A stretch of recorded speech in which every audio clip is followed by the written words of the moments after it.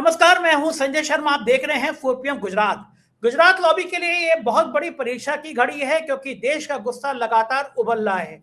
ज्ञानेश कुमार की भूमिका पर सवाल खड़े हो रहे हैं और ये सवाल कहीं ना कहीं सरकार को असहज कर रहे हैं। अभय दुबे जी से मैंने शानदार बातचीत की। अभय दुबे जी ने कहा कि 4PM की लोकप्रियता और ज्यादा बढ़ रही है चैनल बंद होने के बाद। और सच में जिस तरह से एक वीडियो को 10-10, 15-15 लाख लोग देख रहे हैं, इंस्टाग्राम पे 20-20 लाख व्यू आ रहे हैं, वो अद्भुत है। अभय दुबे जी से मैंने बातचीत की है और अभय दुबे जी से मैंने पूछा है कि क्या होगा अंजाम इस युद्ध का और क्या होगा अंजाम इस राजनीति का। बहुत रोचक बातचीत है, बने रहिए, चैनल को सब्सक्राइब करिए। चलते हैं अभय दुबे जी के पास। 4PM न्यूज नेटवर्क में बहुत बहुत स्वागत है अभय दुबे जी आपका। जब राजा की विश्वसनीयता पर ही प्रश्न चिन्ह हो तो जनता सवाल किससे करे? जब चुनाव आयोग पर इतने सवाल हैं, इतने सारे बड़ी संख्या में सांसद उनके खिलाफ एक प्रस्ताव लेकर आ रहे हैं, उनको पद से हटाने की बात कर रहे हैं। मेरे ख्याल से आजाद भारत में किसी भी चुनाव आयोग की इतनी फजीहत नहीं हुई जितनी श्री श्री श्री 108 ज्ञानेश कुमार की हो गई। और ज्ञानेश कुमार ने बेशर्मी की पराकाष्ठा लांग दी है, कोई फर्क ही नहीं पड़ता। इससे अच्छा तो बिरला साहब है, ओम बिरला, कम से प्रस्ताव आ रहा था, थोड़े दिनों उन्होंने जगदम्बा पाल को कमान दे दी। लेकिन ज्ञानेश कुमार को कोई फर्क ही नहीं पड़ता। जिस हिसाब से वो बेशर्मी पे उतारू है, क्या लगता है कि आपको चुनाव आयोग क्या निष्पक्षता से काम कर पाएगा? क्या चुनाव आयोग की इतनी इमेज बची रहेगी? और चुनाव के बारे में ये जो सवाल है, जो शंकाएं हैं, ये किस हद तक जायज हैं, किस हद तक पूरी हो सकती हैं? संजय जी, जो मुख्य चुनाव आयुक्त ने प्रेस कॉन्फ्रेंस की 5 राज्यों में चुनाव का कार्यक्रम घोषित करने के लिए, उस प्रेस कॉन्फ्रेंस के बाद में कुछ पत्रकारों को उनसे सवाल पूछने का मौका मिला।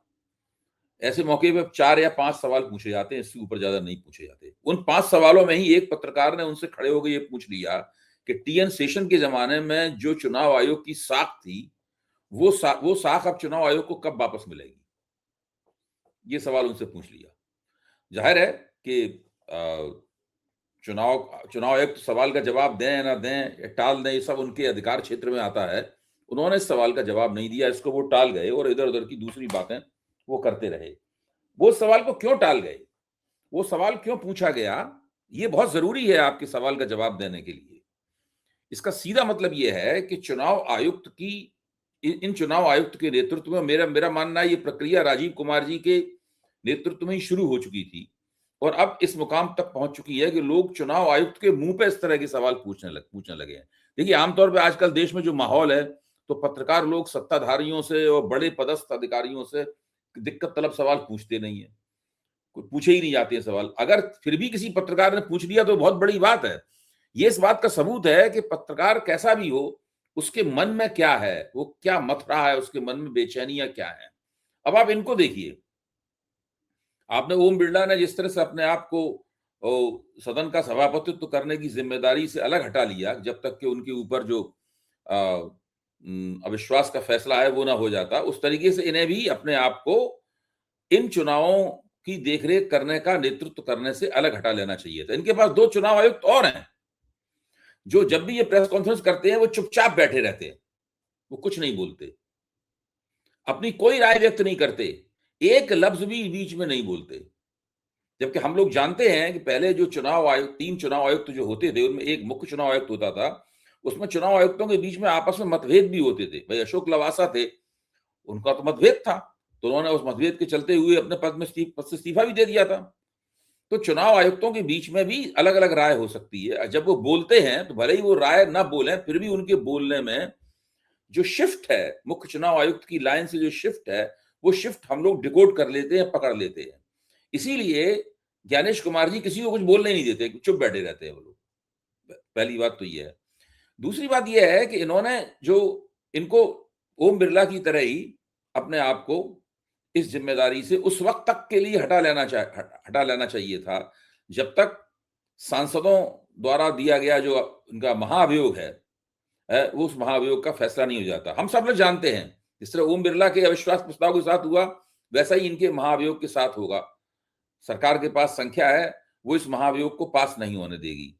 इन्हें भी पता है, सबको पता है, लेकिन कम से कम आंख का लिहाज करते हुए, परंपराओं का लिहाज करते हुए, लोकतांत्रिक मर्यादाओं का लिहाज करते हुए इन्हें वहां से अपने आप को हटा लेना चाहिए था, लेकिन फिर भी इन्होंने नहीं हटाया। आपने ठीक ही कहा कि निर्लज्जता की चरम सीमा है।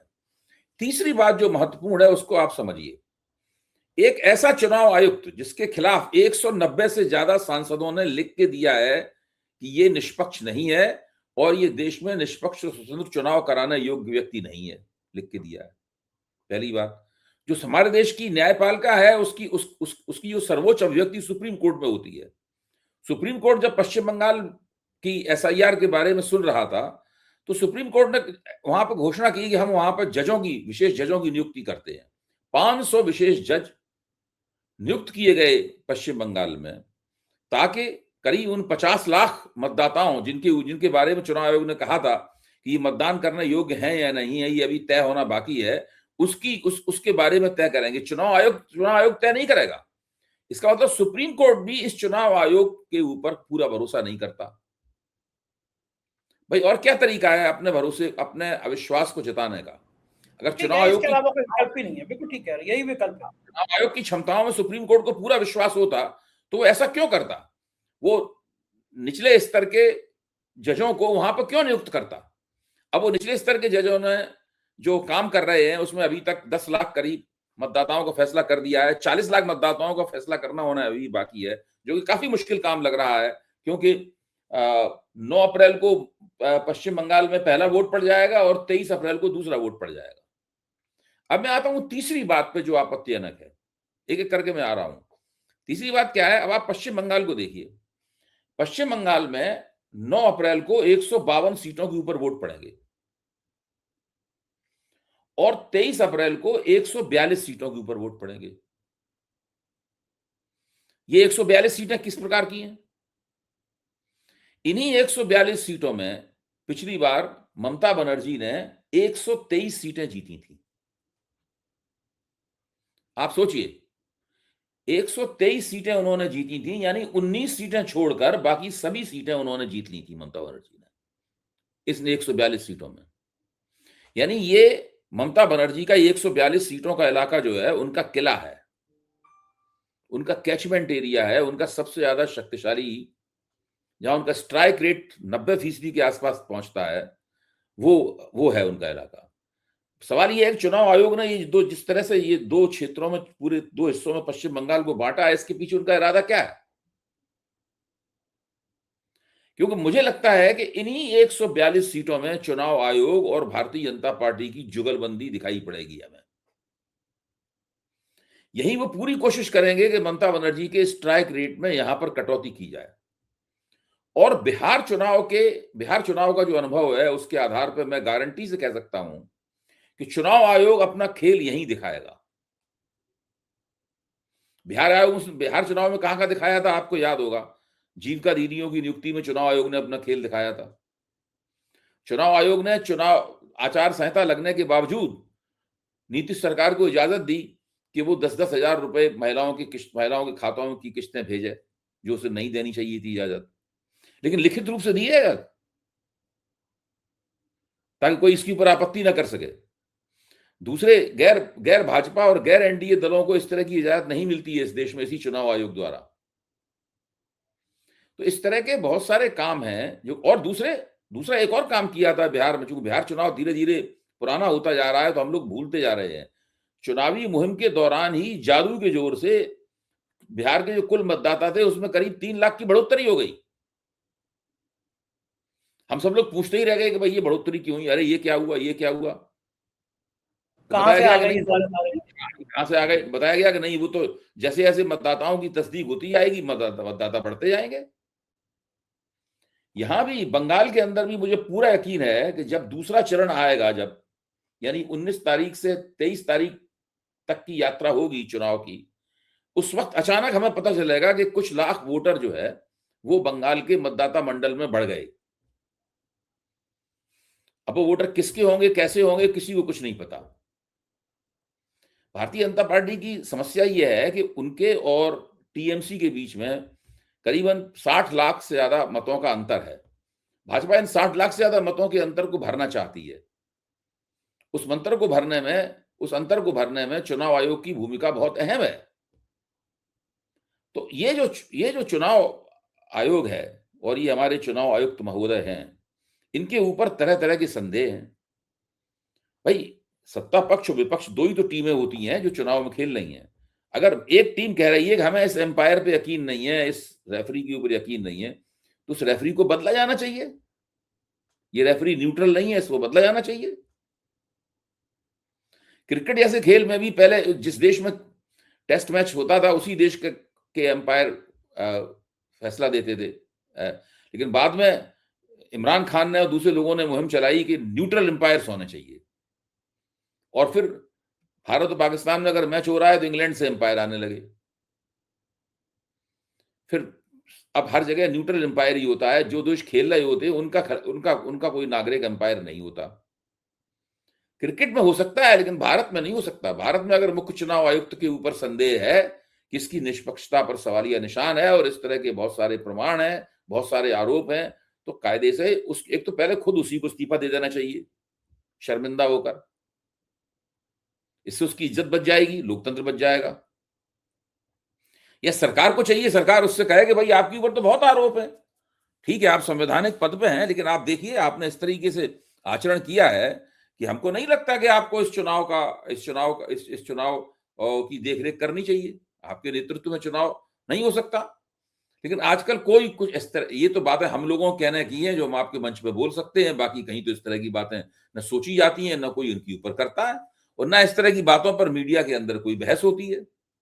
ये दीवानापन और ये जो झकपना है केवल हमारे और आपके बीच में रह जाता है, जैसे लोगों के बीच में रह जाता है। इस वक्त भारत का चुनाव आयोग, उसकी साख पूरी तरीके से गिरी हुई है। चुनाव आयोग के मुंह पे सवाल पूछा जाता है, इसका वो जवाब देने में असमर्थ रहते हैं, और उसके बाकायदा उनकी ऊपर शक किया जाता है। अब एक और सबसे बड़ा उदाहरण है असम का। असम में जो हेमंत बिश्व शर्मा है, वो नंगी सांप्रदायिक मुहिम चला रहे हैं। वो साफ तौर पर कहते हैं कि उन 27 सीटों पर तो उम्मीदवार ही नहीं खड़ा करेंगे जहां मुसलमानों का बहुमत है, मुसलमान बहुसंख्या में है। यानी सीधी बात यह है कि हम मुसलमानों के वोट नहीं चाहिए। इससे ज्यादा बड़ी सांप्रदायिकता क्या होगी? जो इनकम्बेंट मुख्यमंत्री अपनी सत्ता बचाने के लिए लड़ रहा है, वो कह रहा है इस बात को, सीधे सीधे हिंदू मुस्लिम ध्रुवीकरण की अपील कर रहा है वो, लेकिन चुनाव आयोग कुछ भी नहीं कहता उसमें। चुनाव आयोग इस बात पे भी चुप है कि केरल के 20 लाख से ज्यादा मतदाता, जिनके ऊपर कोई शक नहीं है, जो मतदाता सूची में बाकायदा मौजूद हैं, वो मतदाता इस वक्त गल्फ में फंसे हुए हैं। 20 लाख, और उन 20 लाख लोगों के परिवार रहते हैं केरल में। आप सोचिए, ये करीबन 1 करोड़ से ज्यादा मतदाता हो गए जो इस खाड़ी वार के कारण फंसे हुए हैं। करीब 10 से लेकर 15 लाख तक मतदाता तमिलनाडु के फंसे हुए हैं गल्फ में। क्या चुनाव आयुक्त ने अपनी प्रेस कॉन्फ्रेंस में इन मतदाताओं को कोई जिक्र किया कि इनके वोट डलवाने की व्यवस्था क्या होगी? क्या वहां से ही विशेष विमानों से भरकर लाए जाएंगे, फिर वहां दोबारा पहुंचाए जाएंगे? क्या इनको डाक से वोट डलवाया जाएगा? और डाक से वोट डलवाया जाएगा तो शायद भारत के इतिहास में, क्या दुनिया के इतिहास में इतने ज्यादा मतदाताओं के पोस्टल बैलेट्स आए, ये पहली बार होगा। ये व्यवस्था सब कैसे होगी? कोई छोटा मोटा काम है ये क्या ये? या हम उन 20 या 30-35 लाख मतदाताओं को मान लेंगे कि ये हमारे मतदाता मंडल में इस बार वोट नहीं डाल पाएंगे, तो इससे तो वो मतदान के अधिकार से ही वंचित हो जाएंगे। आप बताइए, इन सब बातों के बारे में कोई चर्चा नहीं इनकी प्रेस कॉन्फ्रेंस में। इस तरह का हमारा चुनाव आयोग है। अभय जी, मैं ये समझना चाहता हूँ, आपने समाज का बड़ा अध्ययन किया है, बहुत सारी किताबें लिखी हैं आपने, राजनीतिक और सामाजिक परिवेश की आपको बहुत जानकारी भी है। अगर चुनाव आयोग की ये हरकतें लगातार जारी रहती हैं तो जनमानस में गुस्सा बढ़ रहा है। मैंने एक दिन, अभी कुछ दिन पहले मैं टैक्सी पे जा रहा था तो टैक्सी वाला कह रहा था कि साहब हम तो कहीं भी वोट डालें, सरकार तो उन्हीं की बन जानी है क्योंकि बेईमानी करते हैं, वोटर लिस्ट में गड़बड़ी करते हैं। ये बात मैं टैक्सी वाले की बात नहीं कर रहा, मैं चाय की दुकानों पे जाता हूँ, मैं आम आदमी से बात करने में बड़ा इंटरेस्ट रहता है, सड़क चलते लोगों से बात करता हूँ, तो जहन में ये है कि चुनाव आयोग कुछ ऐसा खेला कर रहा है जिससे हुकूमत लगातार भारतीय जनता पार्टी की बनती रहती, गुस्सा बनप रहा है। मैं आपसे जानना चाहता हूँ, एक समाज को इतना अध्ययन करने वाले प्रोफेसर के नाते, कि अगर ये गुस्सा बढ़ता है तो क्या ये कभी बड़ा जन आंदोलन का रूप ले सकता है, या आदमी के गुस्से की अभिव्यक्ति कहाँ होती है, वो कैसे गुस्सा निकालता है अपना, क्या होगा? देखिए, चुनाव आयुक्त के खिलाफ और चुनाव आयोग के खिलाफ इस देश में आंदोलन की शुरुआत हो चुकी है। आप जो बात कह रहे हैं सही है, आंदोलन की शुरुआत हो चुकी है। अब जो नेता विपक्ष हैं, इनके खिलाफ 3 प्रेस कॉन्फ्रेंस कर चुके हैं और तमाम पावर पॉइंट प्रेजेंटेशन के जरिए लोगों को बता चुके हैं कि इनका ये किस तरीके से चुनाव में घपला किया जाता है और चुनाव आयोग उस घपले में पार्टनर है। स्पष्ट रूप से उसके बारे में कहा जा चुका है। जो बिहार की वोटर अधिकार यात्रा थी, वो चुनाव आयोग के खिलाफ किया जाने वाला आंदोलन ही था। और जो जिस तरह टीएमसी के लोग पश्चिम बंगाल के अंदर आंदोलन कर रहे हैं, जो जिस तरह के जो बूथ लेवल एजेंट्स ने जो आंदोलन किया है, बूथ लेवल ऑफिसर्स ने, बीएलओज ने जो आंदोलन किया है, ये सब क्या है? ये सारा का सारा चुनाव आयोग के खिलाफ उभरा हुआ जन असंतोष ही है। भारत की न्यायपालिका चुनाव आयोग की गतिविधियों से सहमत नहीं है। भारत के 190 से ज्यादा सांसद जो हैं, वो चुनाव आयोग की गतिविधियों से सहमत नहीं है। चुनाव आयोग के खिलाफ सड़कों पर लोग निकले हुए हैं। राजनीतिक दल जिनके मन में चुनाव आयोग के प्रति आदर होना चाहिए, वो चुनाव आयोग को तिरस्कार के भाव से देखते हैं और उनके खिलाफ आंदोलन कर रहे हैं। ये इस बात का सबूत है कि देश का चुनाव आयोग उसकी साख बहुत ही नीचे जा चुकी है और अभी राजनीतिक दलों के नेतृत्व में आंदोलन हो रहा है। एक दिन अब जल्दी ही ऐसा आएगा जब आम जनता अपने आप ही चुनाव आयोग को सड़कों पर खड़े होकर उनकी निंदा करने लगेगी, आलोचना करने लगेगी, उसे बुरा भला कहने लगेगी। मैं नहीं चाहता कि ऐसा समय आए। उससे पहले इन चुनाव आयुक्त को अपना पद छोड़ के हट जाना चाहिए और किसी दूसरे व्यक्ति को चुनाव आयोग बनाना चाहिए, ताकि जनता उनके ऊपर सोचे कि भाई नए आए हैं तो कुछ दिन तो देखें जाके ठीक काम करते हैं कि नहीं करते। अच्छा, हमारे विश्व गुरु जी पे कोई फर्क पड़ेगा? जनता गुस्से में आ जाए, जनता भड़क जाए, हमारे प्रधानमंत्री जी आराम से बांसुरी बजाते रहेंगे कि अपना काम बनता, भाड़ में जाए जनता। हाँ, अपना काम बनता, भाड़ में जाए जनता। उनका इरादा ही, उन्होंने अपना आदमी बैठा दिया है। उन्होंने अपना आदमी बैठा दिया है जो एक एक बात उनसे पूछ के करता है। ये पूरी जो एसआईआर हो रही है वो उनसे पूछ के हो रही है। ये उनकी अपनी भाजपा की अपनी डिजाइन है। अब यहां पे पश्चिम बंगाल का चुनाव और महत्वपूर्ण हो जाता है इस लिहाज से, क्योंकि हम लोगों को यह भी देखना है कि पश्चिम बंगाल के चुनाव में ये जो डिजाइन है, ये डिजाइन किस रूप में निकल कर आती है। क्योंकि बिहार में तो ये डिजाइन भाजपा के पक्ष में गई, क्योंकि वहां पर भाजपा की ही सरकार थी। अब बंगाल में भी अगर ये डिजाइन भाजपा के पक्ष में जाती है तो ये अपने आप में एक बड़ा भीषण किस्म का दृश्य होगा कि एक ऐसी पार्टी जो खुद मानती है कि उसका संगठन छोटा है, एक ऐसी पार्टी जो खुद मानती है कि उसके पास ममता बनर्जी के पाए का कोई नेता नहीं है, वो पार्टी चुनाव जीत जाएगी। और वो पार्टी चुनाव हार जाएगी जिसका संगठन बड़ा है उससे काफी, जिसका नेता भी बंगाल में सर्व स्वीकृत है, मतलब जो सर्वमान्यता, उसके मुकाबले कोई बंगाल में नेता नहीं है, वो पार्टी चुनाव हार सकती है। अगर एसआईआर का वही खेल रहा जो कि बिहार में हुआ था, तो इस पे भी हम लोगों को अपनी निगाह रखनी होगी। हाँ, बिल्कुल ठीक बात है, क्योंकि अगर ये होगा तो बंगाल का अगर चुनाव ममता हारती हैं तो ये विपक्ष के लिए बहुत बड़ा झटका होगा। मुझे लगता है कि विपक्ष की कमर टूट जाएगी, फिर मनोबल खत्म हो जाएगा, क्योंकि ममता बनर्जी चर्चा करना बंद कर देना चाहिए। हम लोग चर्चा करना ही बंद कर देना चाहिए। फिर डेमोक्रेसी का बात करेंगे हम लोग, हमारा बहुत अच्छी फिल्मों में बात कर सकते हैं। हाँ, मैं तो आई हूँ बॉलीवुड में, मैं तो काम कर ही रहा हूँ अभय जी, और आपका अनुभव है। बस हम दोनों मिलकर फिर बॉलीवुड की बातें करेंगे, क्योंकि फिर डेमोक्रेसी तो बचने वाली नहीं है। क्योंकि जो तस्वीर दिख रही है बंगाल में, उसके बावजूद भी रिजल्ट कुछ और आता है तो ये बड़ी बात होगी। चलो अब भारत से बाहर चलते हैं। ईरान ने तो कमाल कर रखा है, अमेरिका के पसीने छुड़ा रखे हैं। रोज एक खबर ऐसी आती है कि चचा ट्रंप को पसीना आ जाएगा। एपस्टीन फाइल का जिन बार बार निकलने की कोशिश कर रहा है, और लोग तो दुनिया भर के लोग कह रहे हैं कि ट्रंप के जो युद्ध है कहीं ना कहीं वो एपस्टीन फाइल से जुड़ा है। और कल अमेरिका के एक ऑर्गेनाइजेशन ने कह दिया भाई आरएसएस पे प्रतिबंध होना चाहिए। कल के मैंने शो में कहा कि मोदी जी को ये आपत्ति करना चाहिए और बुरा कहना चाहिए कि मैं एक ऐसे इंसान का समर्थन कर रहा था, ऐसे इंसान को माय फ्रेंड ट्रम्प कह रहा था तो 8-8, 9-9 साल की बच्चियों का यौन शोषण कर रहा है। सोचिए, हमारे यहाँ तो 9 साल की बच्ची देवी होती है, बच्चियों का यौन शोषण कर रहा है और प्राइम मिनिस्टर को माय फ्रेंड ट्रम्प कह रहे हैं। लेकिन क्या आपको लगता है कि ट्रंप ने जिंदगी की सबसे बड़ी गलती कर दी है? ये मैं कहूं कि अमेरिका के इतिहास में, चाहे वो अफगानिस्तान का युद्ध हो, चाहे वो इराक का युद्ध हो, इतना ज्यादा गले में कोई अटका नहीं था। ट्रंप साहब कोशिश कर रहे हैं, रास्ता ढूंढ रहे हैं किस तरह बच निकले, और ईरान दौड़ा रहा है, लगातार इजराइल पे हमला कर रहा है। नेतन्याहू वीडियो भरी जारी कर रहे हो, लेकिन तरह तरह के सवाल उठ रहे हैं ईरान के नेता सड़कों पर आकर सेल्फी खिंचा रहे हैं, उनके अंदर डर नहीं है, और अमेरिका और इजराइल के नेता भागे भागे फिर रहे हैं। क्या लगता है आपको ये युद्ध कहाँ रुकेगा? और साथ ही देखिए, मैं पूछना चाहूंगा, भारत में जो एलपीजी की हालत है, ड्राइवर बेचारे परेशान था, मैं उससे कहा कि मैं चलना है लंच करा, वो कह रहा सर लंच कर रहा हूँ, सब ढाबे बंद है, रेस्टोरेंट बंद है। मैंने अपने घर में खाना खिलाया उसको, सड़क के रेस्टोरेंट ढाबे बंद पड़े हुए हैं, होटल्स बंद होते आ रहे हैं। हमारी सरकार कह रही थी पर्याप्त गैस है, कोई चिंता की बात नहीं करनी है। क्या ये सरकार सपनों में रहती है? इनको पता ही नहीं हकीकत कहाँ है, मारा मारी हो रही है, लोग लाइन में खड़े होकर मर जा रहे हैं। कैसा हाहाकार मचा हुआ, सरकार कह रही है कि नहीं अफवाह मत फैलाइए, बिल्कुल है हमारे पास है। ये वैसे ही जैसे कोरोना काल में कह रहे थे अस्पताल है, दवाएं हैं, चिंता मत करिए, और लोग तड़प तड़प के मर रहे थे। कुछ ऐसा ही नजारा क्या दिख रहा है अभय जी? उसका रास्ता क्या है? इन सारे सवालों का जवाब। इसका कोई रास्ता नहीं है। देखिए, एक अक्षम और घमंडी सरकार है हमारे यहाँ, जो जो प्रतिरोध की आवाज, आलोचना की आवाज को दबाती है, और उसके लिए 4 पीएम के साथ जो सलूक सरकार कर रही है, उससे बड़ा और कोई प्रमाण क्या हो सकता है। और जो मीडिया है, उस मीडिया को पूरी तरह कैप्चर कर लिया है। वो मीडिया सरकार की सरकार जब सीटी मारती है तब बोलता है, सीटी मारता है, सीटी मारती है तो उठ के कदमताल करने लगता है, सीटी मारती है तो वो अपनी कुर्सी पे बैठ जाता है, लेफ्ट राइट करने लगता है। ये मीडिया की हालत है। सरकार की सीटी पे चलता है मीडिया। ये कोई सवाल अवाल नहीं पूछता, कुछ नहीं करता। ये जहां तक ईरान का ताल्लुक है और ट्रंप का ताल्लुक है, ईरान युद्ध, खाड़ी युद्ध जो है, वो ट्रंप के हलक में अटक गया है।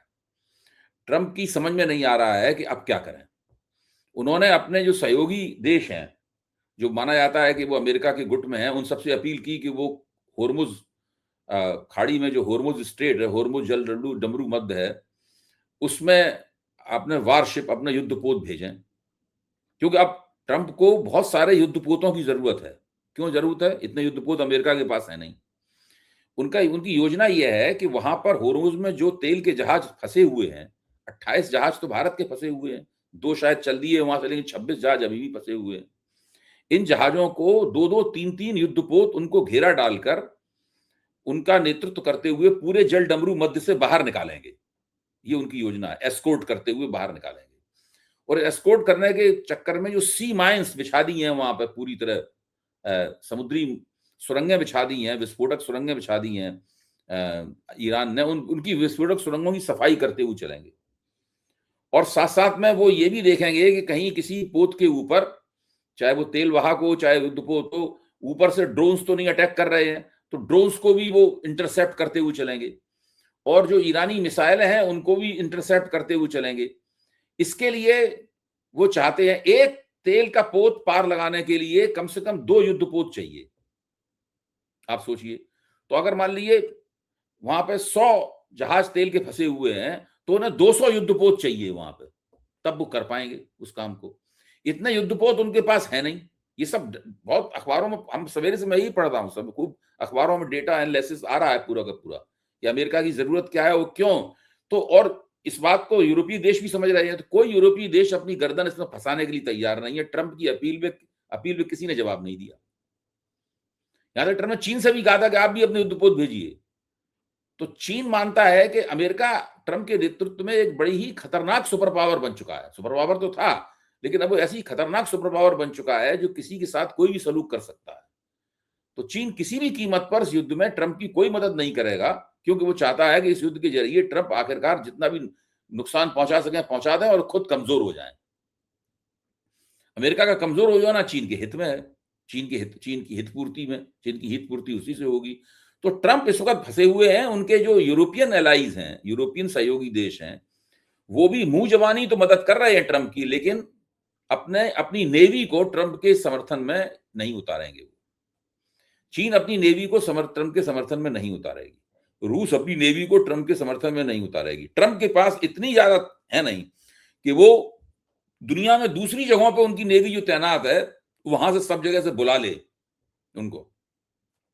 फिर भी वो काम ये नहीं कर सकती, क्योंकि नेवी इसलिए तो बनी नहीं थी। नेवी तो युद्ध लड़ने के लिए बनी होती है, इसलिए तो ना बनी होती है कि वो होर्मुज स्ट्रेट में से जहाजों को एस्कोर्ट करते हुए उनको पार कराए उनका। इस काम के लिए तो नेवी बनाई नहीं थी अमेरिका ने, इसलिए अपर्याप्त साबित हो रही है। तो मैं केवल इसके एक पहलू की तरफ आपका ध्यान आकर्षित कर रहा हूं कि काफी बुरी हालत है ट्रंप की। उनकी तमाम रणनीतियां नाकाम हो रही हैं और इस बात को ईरान बड़ी दिलचस्पी के साथ में और बहुत मजे लेकर देख रहा है। मेरा मानना यह है कि इस वक्त ईरान बेहतर स्थिति में है और वो धीरे धीरे ट्रंप एक ऐसी स्थिति में पहुंचते जा रहे हैं, या तो वो ईरान के एक हिस्से के ऊपर एटम बम चलाएंगे, द्वितीय विश्व युद्ध के बाद पहली बार होगा, और उसके क्या परिणाम होंगे अमेरिका के लिए कोई नहीं जानता, दुनिया के लिए क्या परिणाम होंगे कोई नहीं जानता। ट्रंप का नाम फिर इतिहास में एक नरभक्षी के तौर पर लिया जाएगा, इसने इतने लोगों के ऊपर रेडियो एक्टिविटी का कहर ढाया, मत जो है, या फिर अमेरिका किसी तरीके से बातचीत करा के इस युद्ध से बाहर निकलेगा। इसके अलावा और कोई चारा नहीं। बिल्कुल ठीक कह रहे हैं, दुनिया एक बड़े खतरनाक मोड़ पर खड़ी है। बहुत बहुत शुक्रिया अभय जी, आपने मुझे इतना समय दिया बातचीत की, थैंक यू। तो ये थे अभय दवे जी, पूरी बातचीत आपने सुनी। आप जानते होंगे, आप समझते होंगे कि चुनाव आयोग की भूमिका चुनाव में क्या होती है और किस तरह चुनाव आयोग लगातार एक के बाद एक ऐसे सवाल खड़े कर रहा है जिससे लोकतंत्र खतरे में पड़ जा रहा है। आपकी जिम्मेदारी भी बहुत बड़ी है, आप जिम्मेदारी निभाते रहिए, बने रहिए 4 PM के संग। कमेंट जरूर करिएगा।